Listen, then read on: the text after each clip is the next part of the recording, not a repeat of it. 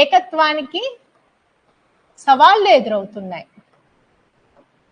ఏకత్వానికి ఎదురవుతున్న సవాళ్ళు మనమందరం మన రాజ్యాంగ నిర్మాతలు కష్టపడ్డారు. తర్వాత మన కల్చర్ కానివ్వండి, మనమందరం యునైటెడ్గా ఉన్నాం. ఇందాక చెప్పినట్టు ఏకత్వంగా అందరం భిన్నత్వంలో ఏకత్వంగా ఉంటున్నాం, కలిసి సహజీవనం చేస్తున్నాం.